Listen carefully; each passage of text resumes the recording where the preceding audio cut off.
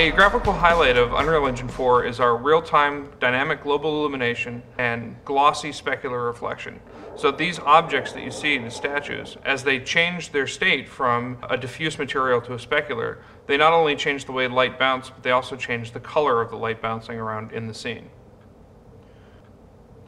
Unreal Engine 4 also supports fully emissive materials, so materials that you see in your scene can not only receive light and be emissive, but also transmit light. We have support for full shadowed and lit subsurface scattering. This night, as I move around, you can see the light through him changing based on the opacity and filter color. Unreal Engine 4 uses a fully deferred render. One of the applications for this is deferred decals. So this sphere drops wet decals on the ground, which change not only the diffuse and specular, but also the normals of the surface. This is, again, all fully dynamic and real-time. This is our orrery room, and this solar system that you see moving around has been placed to demonstrate our indirect lighting. If I change the time of day, the sunlight will begin to stretch further into the room, and this will begin to show more of the color of the light bouncing off of the floor and onto the surrounding metal walls. If I change the color of the carpet, you can see that the color of the room changes quite dramatically. I can do that again.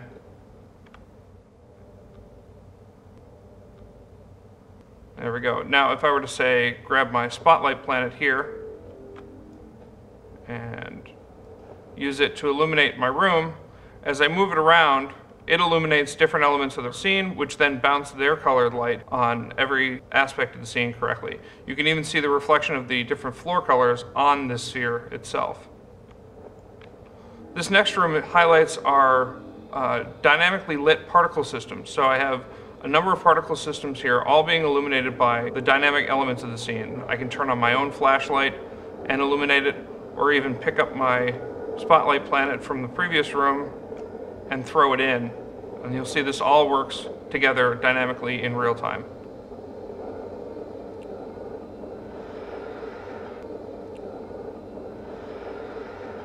Out here, we're highlighting our direct and indirect lighting on particles. So I have a volumetric particle system that is being illuminated from within by chunks of lava being shot up through the vent, which use the volume of the particles to determine the amount of light that transmits through. The particles are being illuminated directly by the sun and also picking up indirect illumination from the sun bouncing off the world. They're also correctly shadowing the environment around them. Unreal Engine 4 supports GPU particles, which allow us to have extremely high numbers of particles along with complex simulations. So for example, this room has over 1 million particles in it alone in various different elemental styles. I have fire and ice, obviously, with very different effects. And then I have a final magic effect, and this effect is demonstrating our vector displacement fields, which can be dynamic and fully interactive. So I have a vector field on this object, and as I move it around, it displaces the particles as it travels through them.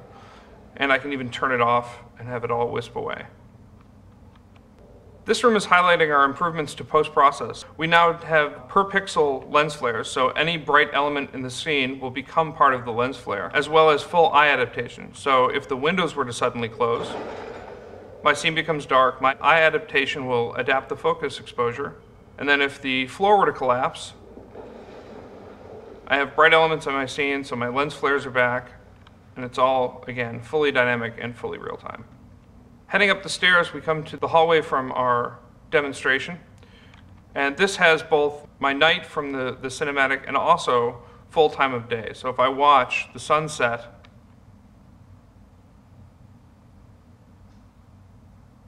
you can see the light changes quite dramatically.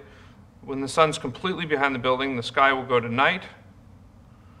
And I have a very different lighting environment. And then as the sun rises, again, I change completely.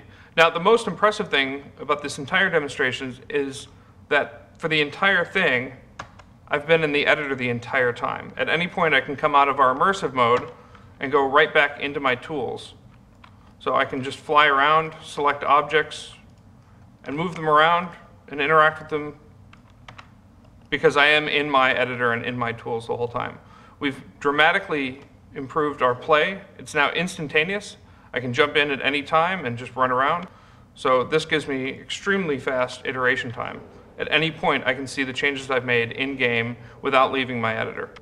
We've rewritten our user interface.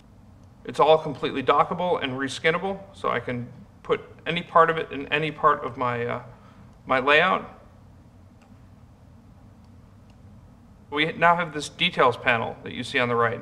And details allows me to see not only the properties of the object, but also in-depth information about it. For example, what class it is, where its location in the world, as well as what materials are applied, and even drill down further and see what textures are part of that material. I mentioned I can see what class it is, and that's very important because this is a blueprint.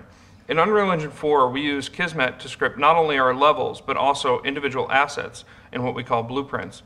A blueprint allows me to have an instanced class placed in my level that can have custom behavior. So for example, when I click on this statue, you can see the Kismet graph executing in sequence, so I can see exactly what's going on at any point.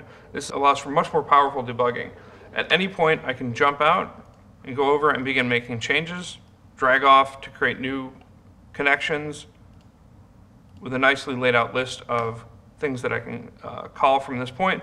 I can also quickly put a breakpoint in, and now when I play, if I trigger that breakpoint, it will stop the editor, stop the game, allow me to step through and see the state of any of these values, and then resume and see the continuing game. Turn that breakpoint off again, and if I wanted to say make a change to this, it's as easy as dragging off. So I'll add a delay, give it a default duration of 3 seconds, and wire it in. And now when I play, when I click on my statue, I hit my delay, I see the countdown for how long it's got left, and then it executes the script again. So this allows us to make changes and iterate on them extremely quickly. Talking a bit about the indirect lighting, if I select the post-process for this environment and filter for the voxel lighting intensity, if I bring that down, this is what the scene would look like without any bounce lighting being derived. So there's no complex specular, there's very little secondary lighting in the scene, but if I bring that back up, I begin to get my metallic reflections, my complex secondary lighting on all of my objects, as well as a much more realistic environment.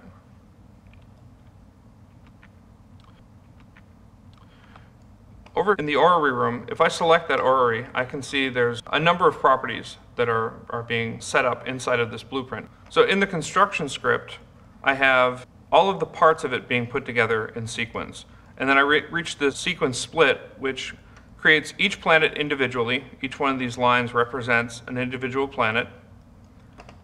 And then I have all of the variables that are used to drive the various behavior. Now, this is what the variables tab looks like.